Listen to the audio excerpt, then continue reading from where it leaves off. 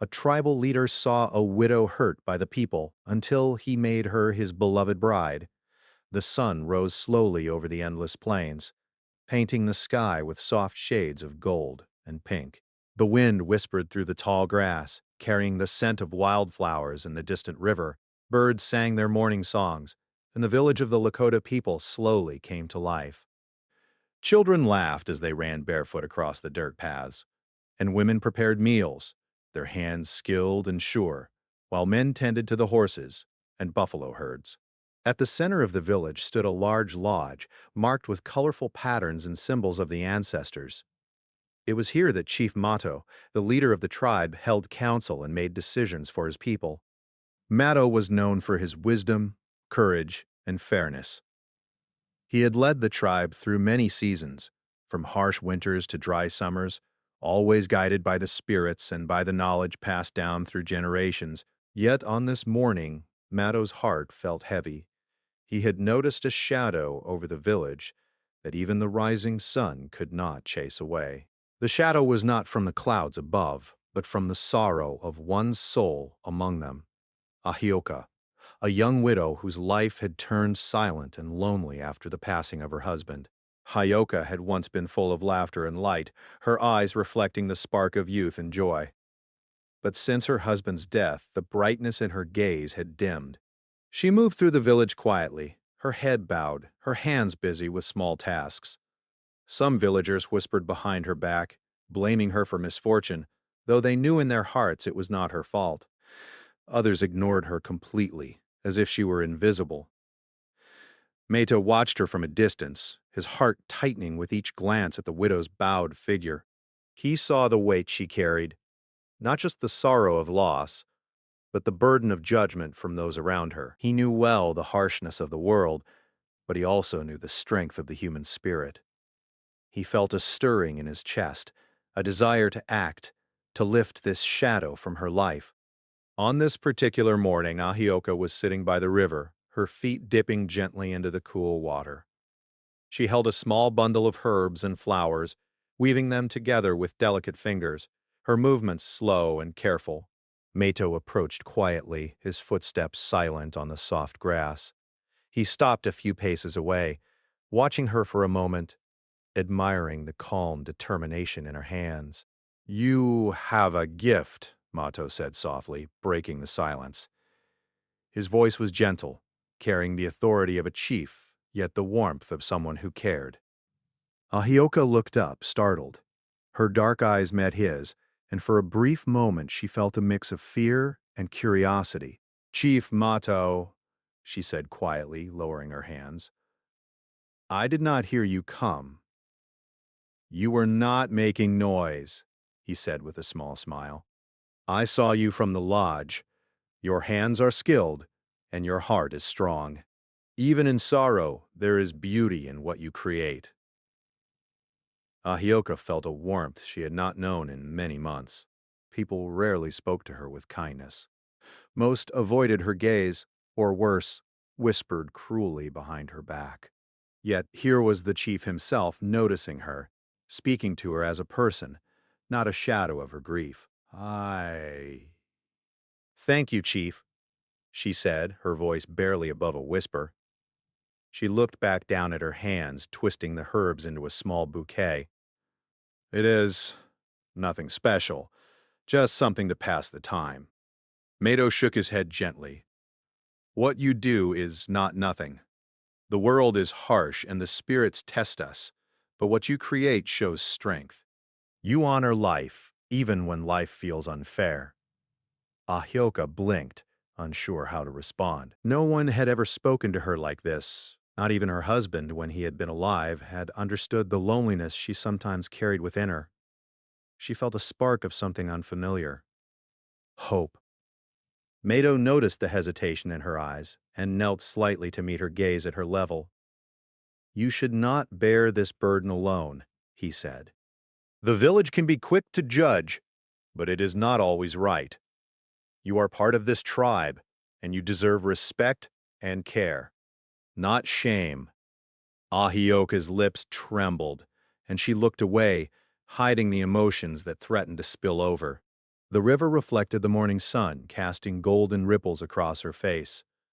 She had long forgotten what it felt like to be seen in such a way, to be noticed for who she truly was, rather than what others thought of her misfortunes. "Thank you," she murmured again, the words carrying a weight of gratitude that she had not expressed in a long time. Matto rose slowly and stood beside her. "Don't. Come," he said, gesturing toward the village. "Walk with me. Let us visit the elders. They will guide us. And perhaps you will see that the tribe can be gentle as well as strong." Ahioka hesitated, then nodded. The river's current seemed to carry away a bit of her sorrow as she followed him. As they walked, Mato spoke of the spirits, of the plains, and of the lessons of the ancestors. He shared stories of courage, wisdom, and the importance of balance between strength and compassion, duty and heart. Villagers looked on as they passed, some curious, some envious. Whispers followed them, but Mato ignored them. He did not need the approval of the crowd. His duty was to protect and guide, and he had recognized a soul in need. By the time they reached the Elder's Lodge, Ahioka's steps felt lighter, her chest less heavy with grief. The elders welcomed them with nods and quiet smiles. Mato spoke of Ahioka's situation not with anger or blame, but with the clarity and fairness of a true leader. "She has been treated unjustly," he said firmly. "Ahioka is strong, wise, and deserving of respect. Let us honor her, not shame her." The elders murmured among themselves, and slowly, one by one, they agreed. The village had seen the chief's judgment, and they respected it. Ahioka felt her heart swell, a sense of belonging returning after months of isolation. Later that day, Mato walked her back to her small dwelling. The sun hung low in the sky, painting the plains in warm, golden hues. Ahioka's eyes sparkled faintly, catching the light in a way that reminded Mato of a young eagle taking flight, fragile yet full of potential. "Remember," he said as he paused by her doorway, "you are not alone. Your heart, your strength, and your spirit matter. You have been seen. You have been heard. And you will be protected as long as I live." Ahioka looked at him, her lips parting in a small, hesitant smile. She had not smiled like this in many moons. A feeling of warmth spread through her chest, one she could not yet name, but one that made the shadow of grief seem smaller, almost manageable. "Thank you," she whispered. And for the first time, Mato saw not just sorrow in her eyes, but a spark of hope, a promise that life could be beautiful again. As Mato turned to leave, he felt a quiet determination take root within him. The village had its shadows, yes, but he would not let them consume those who deserved light. And Ahioka, this quiet, brave woman, had captured his attention in a way that went beyond duty. The wind rustled the grass, carrying the promise of change. Somewhere beyond the horizon, the buffalo roamed freely, the river sang its eternal song, and the sun continued to rise, casting its golden light across the plains. For Ahioka, the day marked a turning point, a first step toward healing, dignity, and perhaps a connection she had thought lost forever. And for Chief Mato, it was the beginning of a journey that would test not only his leadership, but his heart. The plains whispered around them, and the spirits watched silently, as if approving the bond that had begun in the quiet of the morning. The sun rose over the village, spilling warm light over the plains and bringing life to the small community. Children ran along the dirt paths, playing games with sticks and stones, while women prepared the day's meals near the fire. The sound of laughter mingled with the calls of birds and the soft rustle of grass in the wind. Yet not all hearts in the village were light that morning. Some villagers still whispered about Ahioka, the widow who had quietly endured the loss of her husband. They looked at her with suspicion, their eyes filled with a mixture of jealousy, misunderstanding, and discomfort. Many did not understand her grief, nor did they take the time to see the strength she carried beneath her quiet demeanor. But Chief Mato walked among them with calm authority, his dark eyes alert and kind. He had noticed the subtle glances, the whispered words, and he had made his decision. Ahioka would no longer face the village alone. She would be protected, supported, and, when the time came, celebrated for her courage and wisdom. That morning, Mato approached Ahioka's small dwelling. She was tending to her modest garden, the soil soft beneath her hands as she carefully planted seeds that would one day grow into food and flowers. Her face was pale, but the faint glimmer of hope in her eyes reminded Mato of a small flame that could grow into a strong fire. "Good morning, Ahioka," he said, his voice gentle. "The sun rises bright today, and so should your heart. May I walk with you to the village today?" Ahioka looked up startled. Ahioka has shown both. Ahioka felt a flush of warmth rise in her chest. Words of approval from the elders were rare, and she had almost forgotten what it felt like to be seen as worthy and capable. A quiet hope began to grow, a feeling that perhaps life could hold light again, even after loss. After their meeting, Mato led Ahioka through the village to introduce her to a small group of villagers who were willing to help her with daily tasks. Some offered to bring water from the river, others helped her gather herbs, and a few even volunteered to teach her new skills, knowing that she had much to offer. Ahioka was hesitant at first. She had grown accustomed to solitude, and the kindness of strangers felt almost unreal. But Mato walked beside her, his presence steady and reassuring. With each small gesture, she felt herself opening again, a little more each day, like a flower blooming after a long winter. One afternoon, as they walked near the edge of the plains, Mato paused. "Ahioka," he said, his tone serious but kind, "I know the whispers of the village can be heavy, but you must not let them dim your light. You have strength inside you, a fire that can guide others, if only you allow it." Ahioka looked at him, her eyes wide. "I do not know if I can," she admitted. "I have been so alone. I have been afraid of being judged or rejected again." Mato knelt beside her, placing a hand gently on her shoulder. "Courage is not the absence of fear," he said, softly. "It is the willingness to move forward, even when fear is present. You have already shown that courage by continuing each day, by tending your garden, by living when sorrow weighs on you. That is more bravery than many can claim." Her eyes filled with tears, but they were not the tears of grief. They were tears of relief, of hope, and of trust slowly forming. For the first time in many moons, she felt that she was not alone, that someone truly cared for her well-being. In the days that followed, Mato continued to support Ahioka. He walked with her to the river each morning to gather water, helped her organize her herbs, and occasionally invited her to observe village meetings so she could see the workings of leadership and understand her own potential within the tribe. Other villagers began to take notice. Some were skeptical at first, still clinging to old judgments and misunderstandings. But gradually, they could not ignore the chief's example. If Mato treated Ahioka with respect and kindness, perhaps she was worthy of it. Slowly, some villagers began to offer small gestures of assistance, carrying water, sharing food, or offering encouraging words. Ahioka's confidence grew.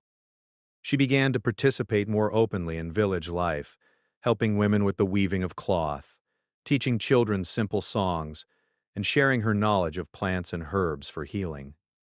The small acts of kindness she received and gave began to build a new sense of belonging.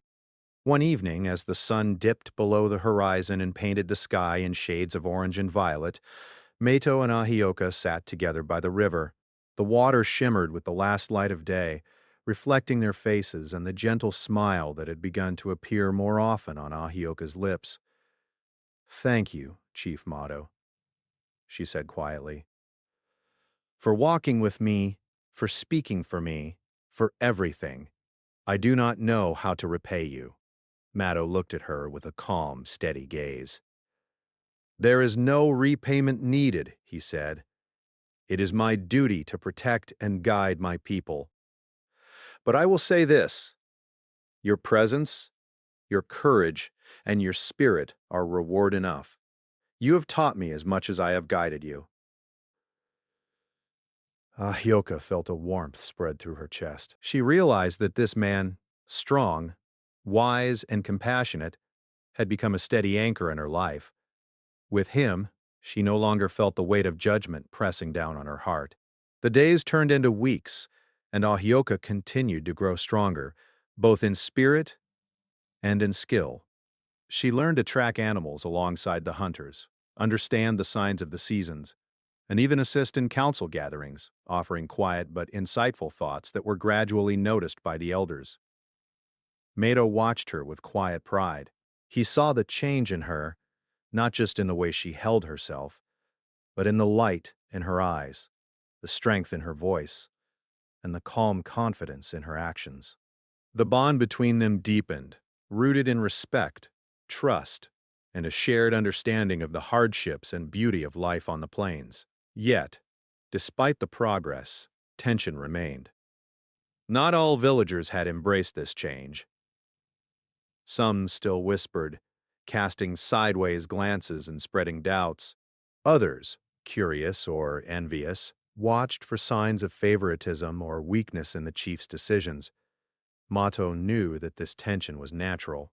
Change was never easy, and some hearts were slow to soften. But Mato remained steady. He walked beside Ahioka, guiding her, supporting her, and showing the village by example that compassion and kindness were strengths, not weaknesses. The shadow of judgment that had once loomed over her slowly began to lift, replaced by a quiet respect and acknowledgement of her courage and wisdom. And as the sun set on the plains, painting the sky in colors that seemed to promise hope, Ahioka realized that she was no longer alone.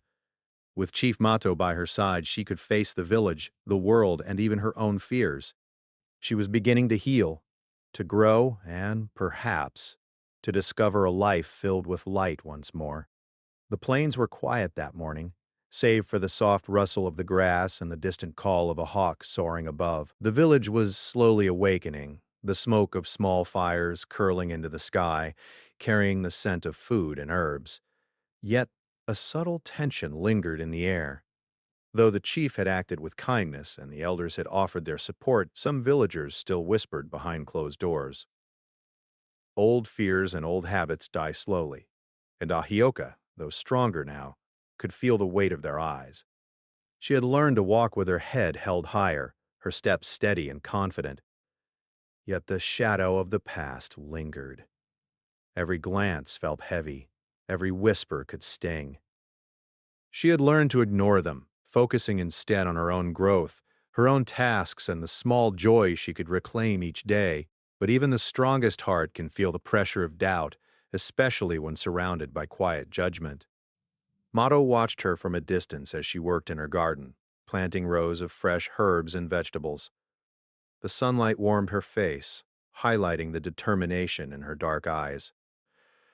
Mato's heart swelled with quiet pride. She had grown so much in these past weeks, embracing life again, learning not just to survive, but to thrive. And yet, he knew that her courage would soon be tested in a way she could not prepare for. That afternoon, a problem arose in the village that required the wisdom and cooperation of many. A young foal had wandered too close to the riverbank and gotten stuck in the soft mud. The villagers were concerned, but many were hesitant to act, afraid that the foal might panic or that the riverbank could be dangerous. Parents called for the hunters, and a small group gathered near the water's edge, debating how best to help. Ahioka stepped forward, feeling a pull in her heart. She had learned much about the land, the river, and the creatures that lived upon the plains. She approached the chief quietly. "Chief Mato," she said, "may I help? I know the river well, and I can guide the foal safely." Mato turned to her, a small smile touching his lips. "Yes, Ahioka, I trust you." "Lead the way." The villagers exchanged surprised glances. Some had expected her to hesitate, to step back, but Ahioka did not falter. She walked with confidence, her knowledge of the riverbanks guiding her steps as she approached the frightened foal. Its small body quivered in the mud, and it let out soft, anxious whinnies. Ahioka spoke to it in gentle tones, her voice calm and soothing. "It's all right, little one," she murmured. "We will help you. Stay calm, and we will guide you out." Slowly, carefully, she directed the villagers to form a safe path, guiding the foal step by step back towards solid ground. Mato watched, his heart full of admiration. Ahioka's courage, her calmness in the face of fear, and her knowledge of the land had earned the respect of the villagers in a way words never could. When the foal was finally safe, the village erupted in quiet applause and murmurs of admiration. Ahioka blushed, a mixture of pride and relief flooding through her. Mato stepped forward and placed a hand on her shoulder. "Well done," he said simply, but the weight of his approval made her heart swell. The success of this small but important act marked a turning point. Villagers began to see Ahioka not just as a widow who had suffered loss, but as a brave, capable woman whose knowledge and calm spirit could benefit the community. Their whispers slowly changed from doubt to admiration. Some came to her seeking guidance with herbs, others asking advice on small tasks around the village. But, as often happens, admiration can sometimes bring its own challenges. Not all were ready to embrace change. A few villagers, skeptical of her abilities and uneasy with Mato's open support, began to question her motives quietly. They wondered why the chief seemed to favor her, why she received attention, others did not. One afternoon, as Ahioka walked near the central fire circle, a small group of villagers approached her. They did not speak harshly, but their questions were pointed, their tone cautious. "Ahioka," one said softly, "why does the chief spend so much time with you? Do you ask for this attention?" Ahioka's hands tightened around her basket, her heart racing. She had faced whispers and doubt before, but these questions felt different. They were polite, almost gentle, yet carried the weight of expectation and suspicion. "I do not ask for attention," she said quietly, her voice steady despite the flutter in her chest. "Chief Motto speaks to me because he wishes to guide and protect all in the village. I simply accept his kindness as anyone would. That is all." The villagers looked at her, some nodding slowly, others unsure. Mato, who had been nearby observing quietly, stepped forward. "Ahioka's courage and knowledge have helped this village," he said firmly. "Her place here is earned, not given. We do not question her heart. We respect it." The words carried weight. Slowly, the villagers backed away, leaving Ahioka standing tall, her heart calmer than it had been in weeks. Mato's support was more than a shield. It was a guidepost, showing her how to move through the world with dignity and strength. That evening, Mato invited Ahioka to walk with him along the plains. The sky was painted in deep shades of purple and gold, the wind gentle and the distant hills shadowed in twilight.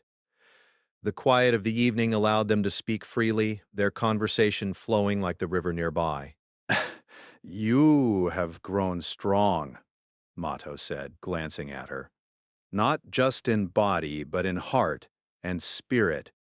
The village sees it now, even if some are slow to admit it." Ahioka looked at him, the soft glow of the setting sun reflecting in her eyes. "I feel stronger, yes," she admitted. "But I also feel something new. A sense of hope. And it is because of you, Chief Mato. You believed in me when others did not. You showed me that strength can be quiet, that courage does not need to be loud to be real." Mato smiled, a gentle, quiet smile that seemed to carry all the warmth of the plains themselves. "You have always had that courage, Ahioka. I merely reminded you to see it in yourself." And in doing so, you remind us all that bravery is not only in acts of skill or strength, but in the quiet persistence of the heart. As they walked, a soft breeze carried the scent of wildflowers and earth. The moment felt timeless, as if the plains themselves were witnessing a bond forming, one built on respect, trust, and understanding. Ahioka felt a flicker of a feeling she had not dared to name, a warmth in her chest that seemed to grow stronger with each passing day. Days turned into weeks, and with each passing moment, Ahioka continued to thrive. She helped children learn songs, taught villagers about the healing properties of plants, and assisted in preparing meals and gathering supplies. Mato remained by her side, a steady presence, offering guidance when needed and giving her space when she required it. Yet the trials of the heart were not finished. One evening, a sudden storm rolled across the plains. Dark clouds gathered, and the wind picked up, howling across the village.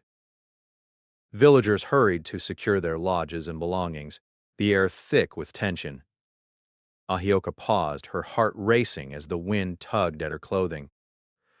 She felt a pang of fear, a reminder that the world could be unpredictable and harsh. Mato appeared beside her, calm and reassuring. "Do not fear," he said gently. "The storm will pass. Let us work together to keep the village safe. You have knowledge that can help, and we will face this together." Side by side, they moved through the village, assisting where they could, calming children, and guiding villagers to safety. Ahioka realized in that moment how much she had grown, not just in confidence, but in courage. She was no longer the widow hiding from the world. She was a part of it, strong and capable, standing alongside the chief she had come to trust. When the storm passed and the sun broke through the clouds, the village breathed a collective sigh of relief. The storm had tested their unity, and they had faced it together. Ahioka, muddy and wet but smiling, felt a sense of accomplishment and belonging unlike anything she had known before. Mato looked at her, pride evident in his gaze. "You have shown great courage today," he said softly. "Not just in helping the village, but in standing tall, even when fear pressed upon you. Your heart is strong, Ahioka, and it is seen by all." Ahioka's eyes shone with quiet gratitude. For the first time, she truly understood that her journey was more than survival.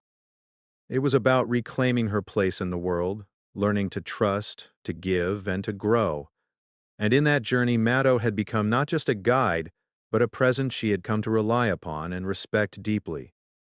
As the sun set, painting the plains in shades of gold and crimson, Ahioka and Mato walked back to the village together, the bond between them deepened by trials faced and lessons learned. The shadow of doubt and fear had begun to lift, replaced by trust, courage, and the quiet beginnings of something more, a connection that would carry them both forward, through whatever challenges lay ahead. The plains were alive with the quiet hum of life. The wind carried the sweet scent of wildflowers, and the soft warmth of the sun bathed the village in gold. Children played near the riverbank, their laughter ringing like bells across the open land. Women carried baskets of herbs and food, greeting one another warmly, while men tended to the buffalo and horses grazing in the distance. Life had returned to a gentle rhythm, yet for Ahioka, the world had begun to feel different. She had grown in ways she never imagined.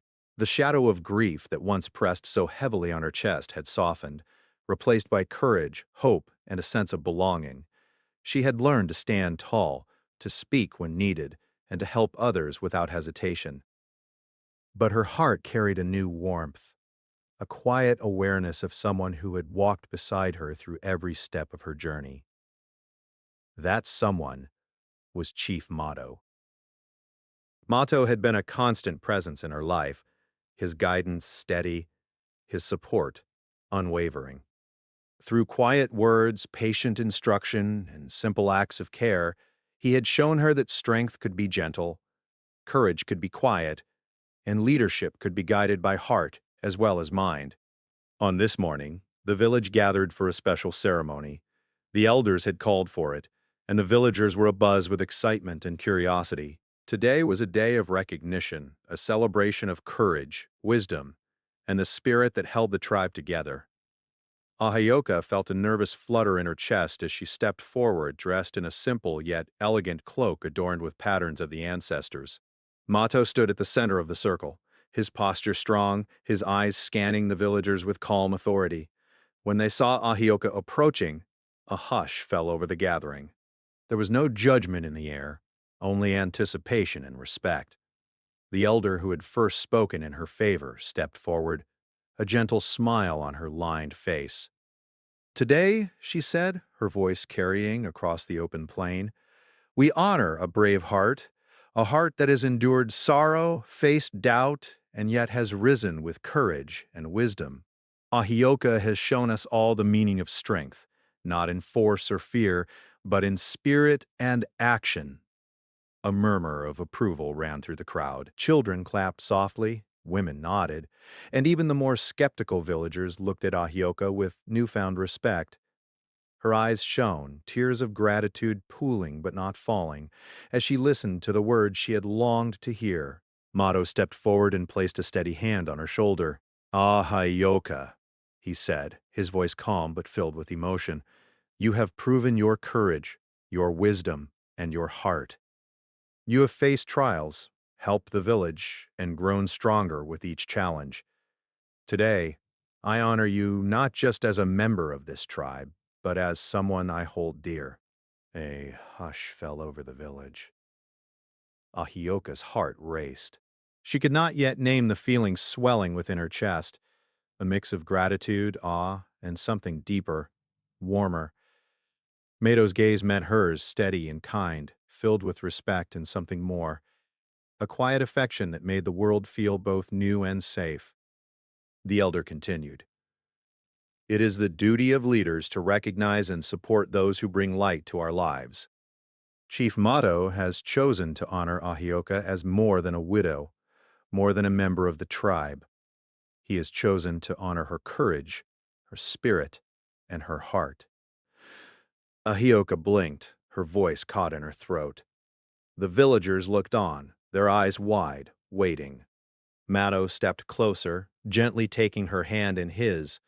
The gesture was simple, yet it carried all the weight of protection, respect, and care that he had offered since the day he first noticed her quiet suffering. "With the guidance of the elders and the blessing of our ancestors," Mato said, his voice ringing clearly across the village, "I make Ahioka my beloved bride, not because of fear or duty, but because of the courage and wisdom she carries, and because her heart has walked with mine through this journey. Let all who witness this know that love, respect, and honor shall guide us forward together." The village erupted into quiet celebration. Some clapped, others cheered softly, and children danced around the circle, their laughter echoing across the plains. Ahioka's chest swelled with a mix of disbelief and joy. For the first time in months, she felt completely seen, completely valued, not as a widow, not as someone who had suffered loss, but as a person of strength, courage, and heart. Mato guided her to the center of the circle, where the elders placed a ceremonial cloth upon her shoulders. Its patterns told stories of ancestors, of bravery, wisdom, and community. The cloth felt heavy with meaning, yet light with the promise of a new beginning. Ahioka's fingers brushed against it, feeling the threads beneath her fingertips, a tangible reminder of her journey and the bond she now shared with Mato. "You have walked this path with courage," the elder said, her voice gentle. "You have faced shadows and emerged stronger. Today, we celebrate not just your union with Chief Mato, but the light you bring to our tribe. May your strength inspire all who follow, and may your heart remain open to the blessings of life and love." Ahioka looked at Mato, her eyes shining with gratitude and warmth. "Thank you," she whispered, her voice steady despite the tears that now ran freely, "for seeing me, for guiding me, for believing in me. Matto smiled, his dark eyes reflecting the golden light of the sun. No thanks are needed, he said. You have been brave, patient, and wise. Your heart has shown us all a path forward. Together, we will walk this path, guided by respect, courage, and love. The villagers gathered closer, offering small gifts of respect, bundles of herbs, hand-woven cloth, and tokens of friendship. Children held out flowers, placing them gently at Ayoka's feet, their innocence and joy a symbol of the life that continued to grow around them. The elders nodded approvingly, their eyes filled with pride. The wind carried their laughter softly across the plains, the river whispered its eternal song, and the stars above seemed to shine a little brighter, as if celebrating the union of two hearts, two spirits, and two lives bound by courage, respect, and love. For the village, for the tribe, and for Ahioka and Mato, a new chapter had begun. A chapter of honor, compassion, and shared life where the heart's true strength could be celebrated and cherished. And as the night settled over the plains, Ahioka felt a deep and lasting peace. She had faced the trials of the heart, embraced courage and hope, and found love and respect in the most unexpected place. The shadows of the past had faded, replaced by the golden light of the present, guiding her steps into a future filled with possibility, joy, and togetherness. The villagers often avoided her gaze, and yet here was the chief himself, asking her to walk openly beside him. I... I do not wish to trouble you, she said softly. You do not trouble me, Mato replied. Your presence is important, as is your spirit. Come, let us face the day together. Hesitant but encouraged by his kindness, Ahioka gathered herself and stepped beside Mato. The villagers looked up as they walked by. Some averted their eyes, unsure of how to react, while others whispered, curiosity and surprise mixing in their voices. Mato ignored the murmurs, his focus on Ahioka, and the lesson he wished the village to learn, that respect and compassion were far greater than judgment or rumor. Their first stop was the Elder's Lodge, where Mato wished to speak with the wise men and women of the village. He hoped to gain their support in helping Ahioka reclaim her place within the community. Inside, the elders were seated in a circle, their faces lined with age and experience, eyes filled with understanding of both human nature and the ways of the spirits. Mato, one elder said, nodding respectfully, you have come early this morning. What brings you? I come to speak of Ahioka, Mato said, turning to the widow. She has endured much sorrow, yet she is strong, and her heart remains pure. She should not be left to face the village alone. She deserves our care, our respect, and our guidance. The elders murmured among themselves, some nodding in agreement, others thoughtful and silent. Many have judged her unfairly, Mato continued. But we are leaders, guides for our people. It is our duty to show compassion, to teach kindness. Ahioka has proven her strength through her actions, even if the village has yet to see it clearly. One elder, an elderly woman with silver hair and eyes like deep pools, nodded. The chief speaks wisely. The spirits do not judge by rumor or fear, but by courage and heart. As the ceremony drew to a close, Mato and Ahioka stepped to the edge of the village, looking out over the plains. The wind blew softly, carrying the scent of the river, the grass, and the wildflowers. The sun dipped low, painting the sky with hues of gold, orange, and violet. Ahioka felt a sense of peace she had never known. She had walked through sorrow, faced doubt, and embraced her own strength.